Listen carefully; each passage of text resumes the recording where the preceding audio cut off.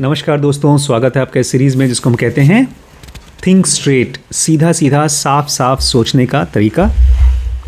और हम लोग पहुंच चुके हैं नेक्स्ट चैप्टर में जिसका नाम है take time to reflect.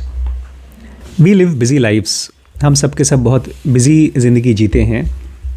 And sometimes there is no time for thinking, और कभी कभी ऐसा होता है हमारे पास सोचने का समय नहीं होता। When thinking is not a priority, make it one. अब सुनिए, आपको ना एक सजेशन दिया जा रहा है, खाली सजेशन दे सकते हैं, आपको करवा नहीं सकते। थिंकिंग हम लोग ऐसे नहीं करते जैसे फिल्म देखते हैं। फिल्म देखने के लिए हमारे पास हमेशा टाइम होता है।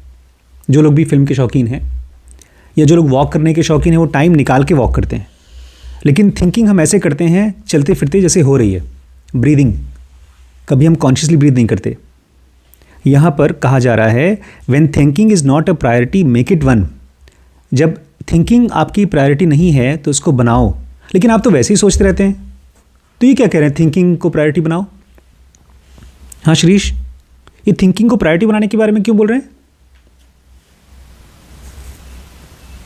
आप तो वैसे ही सोचते हैं। दूसरे के पास वो हम अपना जो नॉलेज शेयर करना चाहते हैं, पहुंचाना चाहते हैं, वो नहीं पहुंच पाता है, इसकी वजह से रबिश थिंकिंग करते हैं। रबिश थिंकिंग, ये किस थिंकिंग की बात कर रहे हैं? अगर आप रबिश थिंकिंग करते हैं तो आप उसको फिर उसी को प्रायोरिटी बना लेंगे, बार बार और रबिश थिंकिंग करेंगे। फिर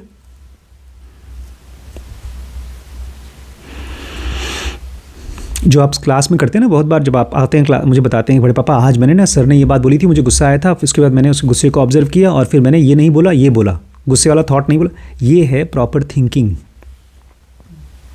जो नॉर्मली हम करते हैं वो थिंकिंग नहीं है, वो ब्लैबरिंग ऑफ थॉट्स है, वो डे ड्रीमिंग है। ये कह रहे हैं बहुत ध्यान से सोचने को थिंकिंग कह रहे हैं, कॉन्टेम्पलेशन को, उसको थिंकिंग कह रहे हैं। बोल रहे हैं अगर आपकी आदत नहीं है ध्यान से सोचना तो इसकी एक प्रायोरिटी बनाइए। कल जैसे वो फ़ोन पर बात हो रही थी, किसी से बात कर रहे थे और मैंने भी आवाज़ सुनी उनकी मुँह से गाली निकल गई। तो उनको उनकी लाइफ में सोच विचार करके बात करना ये कोई प्रायोरिटी नहीं है। सोचना, विचार करना, इनफैक्ट देखिए दो वर्ड है, सोच और विचार। विचार वर्ड ज़्यादा अच्छा वजनी वर्ड है, जिसमें कि आप चीज़ के ऊपर विचार करते हो, आप सोचते हो अच्छा ये कहना सही रहेगा, जैसे आप करते हो स्कूल में। इस आदमी के सामने मैंने ये बोल दिया था, जैसे वो हमारा अनुज बोलता है सर, इनफैक्ट कल ही जब आप लोग चले गए थे परसों, तो उनसे बोलता है 3 साल में आज तक कभी ऐसा नहीं हुआ कि हमने आपको जो बोल दिया है समय और उसी समय पर हम आ जाएं, ऐसा क्यों होता है सर? वो मुझसे ही पूछ रहा था। वो रिफ्लेक्ट नहीं कर रहा है इस चीज़ को।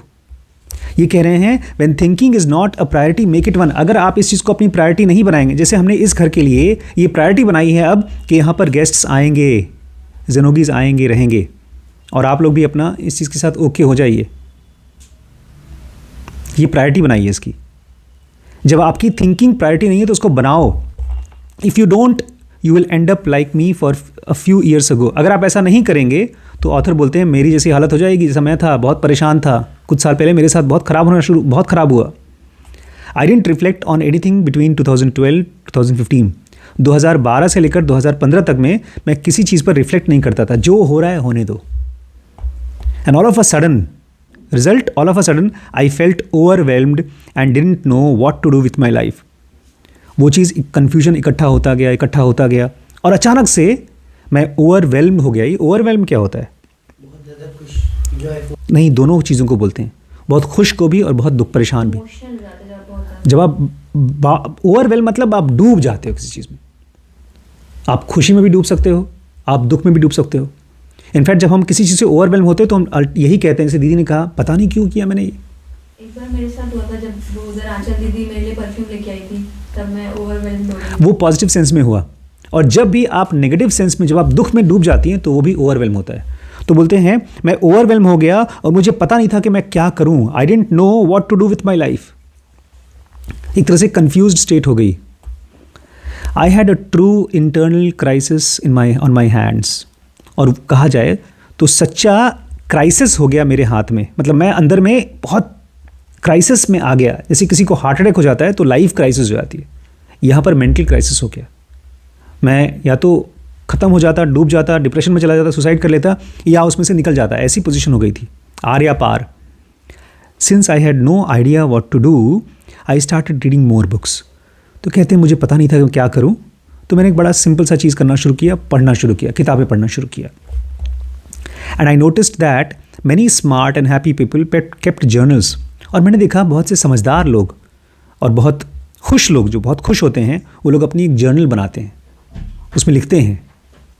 They also reflected more on their life. तो जर्नल बनाना मतलब क्या? अपनी लाइफ के ऊपर रिफ्लेक्ट करना, सोचना. एक बनिया भी रिफ्लेक्ट करता है, एक बिजनेसमैन भी रिफ्लेक्ट करता है, लेकिन किस चीज़ पे? पैसों पे, धंधे पे. लेकिन ये कह रहे हैं कि मैं जनरल, एक आदमी जो ज़्यादा खुश होता है वो अपनी लाइफ पर रिफ्लेक्ट करता है. They also reflected more specifically they reflected on the things they learned, mistakes they made and goals they achieved. और ख़ास तौर से अगर आप ये पूछें कि वो लोग किस चीज़ पर रिफ्लेक्ट करते हैं, तो सबसे पहला कौन कौन सी चीज़ें उन्होंने सीखी, कौन कौन सी गलतियाँ उन्होंने करी और कौन कौन से गोल्स उन्होंने अचीव किए. When I started daily journaling, I began with writing my own autobiography. Author कहते हैं जब मैंने अपना जर्नलिंग स्टार्ट किया तो मैंने एक तरह से अपनी कहानी लिखना शुरू किया, autobiography. It's not meant for publication. वो मैंने अभी तक ऐसा नहीं लिखा है कि मैं पब्लिकेशन में डाल सकूं, क्योंकि मेरी बहुत सी ऐसी बातें हैं जो मैं पब्लिक को नहीं बताना चाहता. It is meant for reflection and learning. वो मैंने किया है, लिखा है अपने बारे में, लेकिन केवल रिफ्लेक्शन के लिए और लर्निंग के लिए, अपने आप को समझने के लिए. If you don't know what to write about, write your life story. अगर आपको समझ में नहीं आ रहा है कि मैं किस चीज़ के बारे में लिखूं, तो बहुत आसान है, अपनी लाइफ की स्टोरी लिखना शुरू कर दीजिए. I am sure you learn more about your self with every paragraph you right. और मुझे पक्का है आप अपने बारे में बहुत ज़्यादा सीखेंगे हर पैराग्राफ से. I journal and make sure to read my notes once a week. बोल रहे हैं मैं अपनी जर्नल लिखता हूँ और हफ्ते में एक बार मैं उसको पढ़ता भी हूँ. That's all I mean when I talk about reflecting. बस मैं यही कह रहा हूँ आपसे जब मैं कह रहा हूँ रिफ्लेक्ट करना, मतलब अपने बारे में लिखना और उसको पढ़ना. I do it for 3 reasons. और मैं करता क्यों हूँ? 3 वजह से. सबसे पहला वजह है it helps me to uncover my mistakes. इसके ज़रिए मैं अपने द्वारा किए गए मिस्टेक्स को अनकवर कर पाता हूँ, खोल पाता हूँ. So I can avoid them in future, ताकि मैं भविष्य में उनको रिपीट ना करूँ. दूसरा, it helps me to value my progress when I read my past achievements. और जब भी मैंने कुछ प्रोग्रेस किया है, कुछ ग्रोथ की है, तो उसको भी मैं अप्रिशिएट कर सकूँ, पहचान सकूँ. It helps me to value, plus उसको वैल्यू कर सकूँ. हम लोगों को नहीं होता, जब हम बहुत परेशान होते हैं ना, तो हमको एहसास भी नहीं होता हम कितने आगे आ चुके हैं लाइफ में. वो सब छुप जाता है. वो एक मोटे आदमी की तरह. मैंने बहुत बार आप लोगों को चुटकुला बता रखा है. हाँ, बॉल नहीं दिखती. आपको नहीं पता ना. एक मोटा आदमी डॉक्टर के पास गया, बहुत मोटा आदमी था, तो डॉक्टर ने कहा कि तुम कुछ खेला करो. डॉक्टर ने कहा गोल्फ खेलो, गोल्फ. तो एक हफ्ते 10 दिन बाद आता है, डॉक्टर से बोलता है डॉक्टर साहब खेल नहीं सकते. क्यों? बोलते हैं जब बॉल को रखो तो दूर रखते हैं तो बॉल को मार नहीं पाते, और जब बॉल को पास रखते हैं तो बॉल दिखती नहीं है, पेट के नीचे छुप जाती है. तो हम लोगों की जो पास्ट अचीवमेंट है वो दिखती नहीं है. हमको दिखता है खाली वही, वो वाला बॉल जिसको हम टच नहीं कर पाते, कि हमारा एनलाइटमेंट कब होगा, मेरी वो सुपरहिट फिल्म कब बनेगी, मेरा वो बड़े पापा वाला टैली कब काम होगा, या मेरा क्लास में फर्स्ट कब आऊँगा. ये बहुत इंपॉर्टेंट है कि आप अपने पास्ट के प्रोग्रेस को पहचान सकें. तो इसलिए मैं लिखता हूँ. और third, to get my thoughts in order so I can second guess my self, that helps me to make better decisions. और मैं तीसरी वजह से लिखता हूँ ताकि मेरे थॉट्स ऑर्डर में आ सकें. ये क्या होता है थॉट्स ऑर्डर में आ सकें? ये ऑर्डर क्या होता है? ऑर्डर, ऑर्डर जज बोलता है ना, मतलब कोर्ट में बोलता है ना ऑर्डर, ऑर्डर कब बोलता है? शांत रहने के लिए. एक तरह से ऑर्डर का मतलब होता है शांत होना. कृष्णमूर्ति बोला करते थे, बहुत बार यूज़ करते थे, your life comes in to order.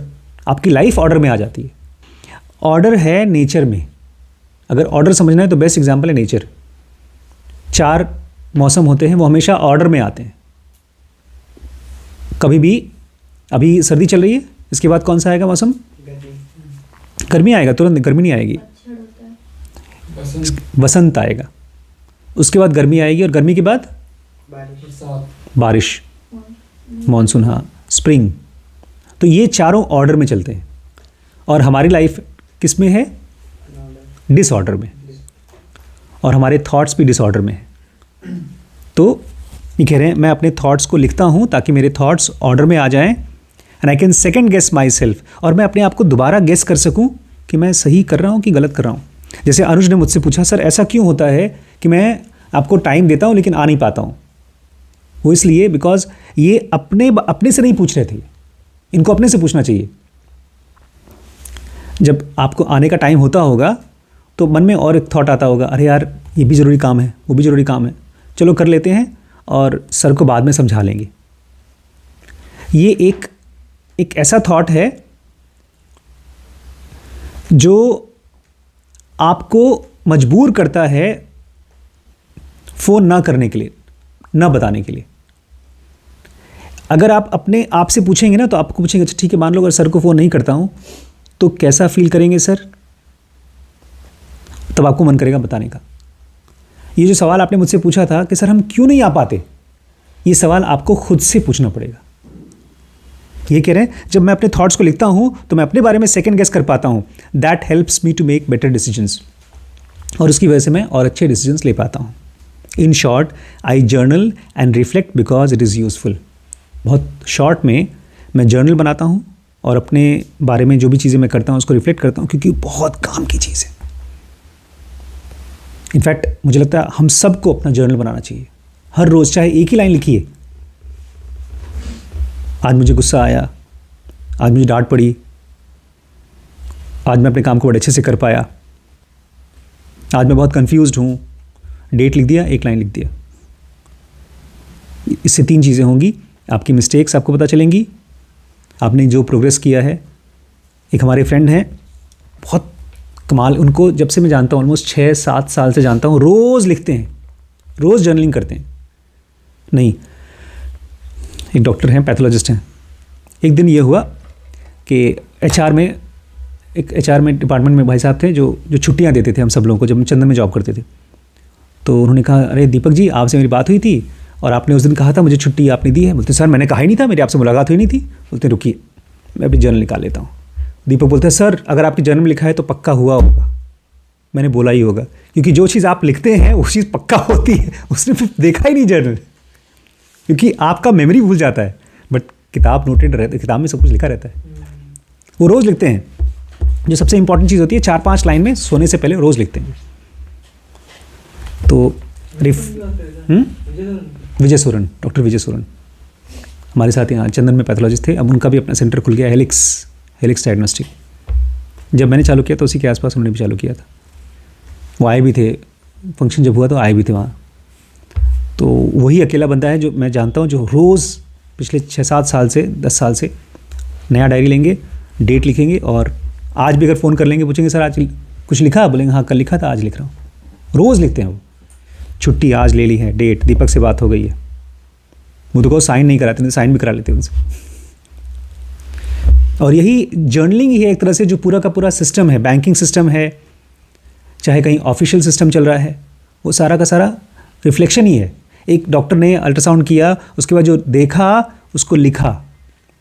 नहीं तो मुरली बता देते इसको अपेंडिक्स से हुआ है, इसको गॉलब्लैडर में स्टोन है, फिर बात उड़ जाती। उसको हम दोबारा देख सकते हैं, एक लिखी हुई चीज़ को हम रिव्यू कर सकते हैं, रिफ्लेक्ट कर सकते हैं। ठीक है।